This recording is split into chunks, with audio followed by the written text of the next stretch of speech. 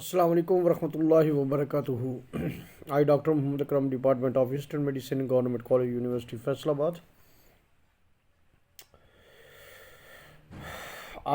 ये बात हो रही है 16वीं सेंचुरी की. A doctor from Verona named Girolamo Fra Castro was the first to propose a theory that these very small, unusable particles that cause disease were alive. They were considered to be able to spread by air, multiply by themselves, and to the destroyable by fire.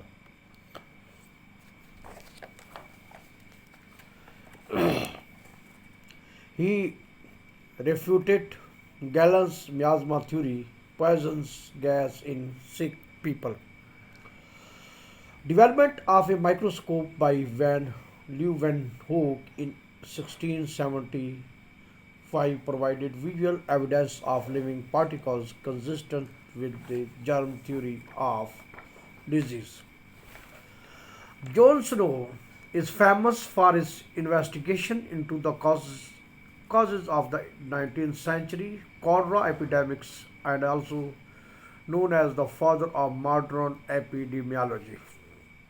He began with noticing the significantly higher death rates in two areas supplied by Southwark Company. His identifications of the Broad Street pump as the cause of the Soho epidemic is considered the classic example of epidemiology. Snow used chlorine in an attempt to clean the water and removed the handle. This ended the outbreak. This has been perceived as a major event in the history of public health and regarded as the founding event of the disease of epidemiology, having helped shape public health policies around the world. तो जब outbreak हुई तो उसने क्या किया कि chlorine जो है वो पानी के अंदर डाला और पानी जो है वो साफ हो गया और उससे जो है वो जो आउटब्रेक था वो ख़त्म हो गया. Snow's research and preventive measures to avoid further outbreaks were not fully accepted or put into practice until after his death. Epidemiology is the study of the distribution and determinants of health-related states or events, including disease, and the application of this study to the control of disease and other health problems. Natural history and spectrum of disease.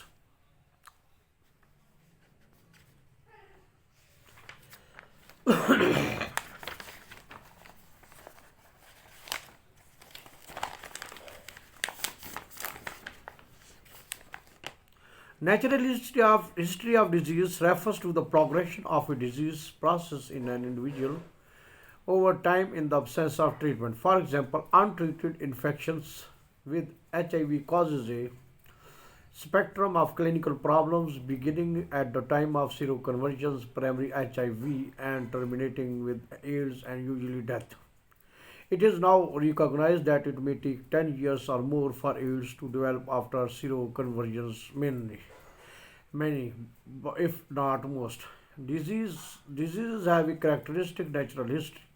Although the time frame and specific manifestations of disease may vary from individual to individual and are influenced by preventive and therapeutic measures. Natural history of disease timelines. Exposure, pathological changes, onset of symptoms, usual time of diagnosis, stage of susceptibility, stage of subclinical disease, stage of clinical disease, stage of recovery, disability, or death. The process begins with appropriate exposures to or accumulations of factors sufficient for the disease process to begin in a susceptible host. For an infectious disease, the exposure is a microorganism. For cancer, the exposure may be a factor that initiates the process, such as asbestos fibers or components in tobacco smoke. For lung cancer, or one that promotes the process, such as estrogen for endometrial cancer. After the disease process has been triggered, pathological changes then occur without the individual being aware of them. The stage of subclinical disease, extended from the time of exposure to onset of disease symptoms, is usually called the incubation period for infection. The latency period for chronic disease during this stage,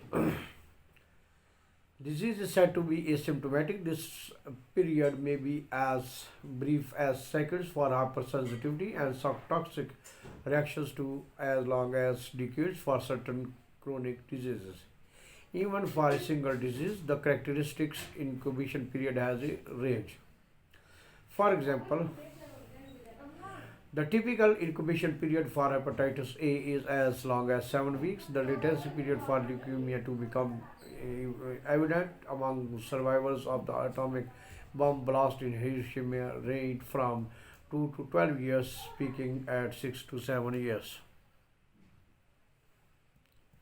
Although disease is not apparent during the incubation period, some pathological changes may be detectable with the laboratory, radiology, or other screening methods. Most screening program attempts to identify the disease process during this phase of its natural history. Since interventions at this early stage is likely to be more effective than treatment given after the disease has progressed and become symptomatic. The onset of symptoms marks the transition from subclinical to clinical disease. Most diagnoses are made during the stage of clinical disease. In some people, however, the disease process may never progress to clinically apparent illness. In others, disease process may result in illness that ranges from mild to severe or fatal. This disease is called the spectrum of disease. Ultimately, the disease process ends either in recovery, disability, or death. From an infectious agent, infectivity refers to the proportion of exposed persons who become infected. Pathogenesis refers to the proportion of infected individuals who develop clinically apparent disease. Virulence refers to the proportion of clinically apparent cases that are severe or fatal.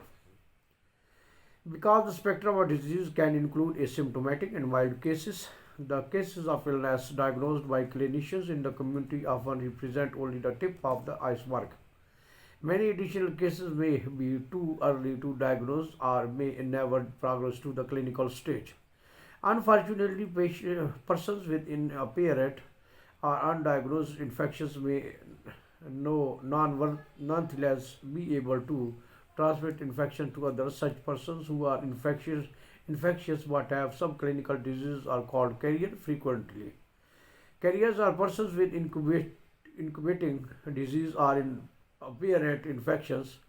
Persons with measles, hepatitis A, and several other diseases become infectious a few days before the onset of symptoms. However, carriers may also be persons who appear to have recovered from their clinical illness but remain infectious, such as chronic carrier of hepatitis B virus or persons who never exhibited a symptom. The challenge to public health workers is that these carriers, unaware that they are infected and infectious to others, are sometimes more likely to unwittingly spread infection than are people with obvious illness. Chain of infections. Transmission occurs when the agent leaves this reservoir or host through a portal of exit, is conveyed by some mode of infections, and enter through an appropriate portal of entry to a infected susceptible host. This sequence is called the chain of infections. Reservoir. Reservoir of an infectious agent is the habitat in which the agent normally lives, grows, and multiplies. Reservoirs includes humans, animals, and the environment.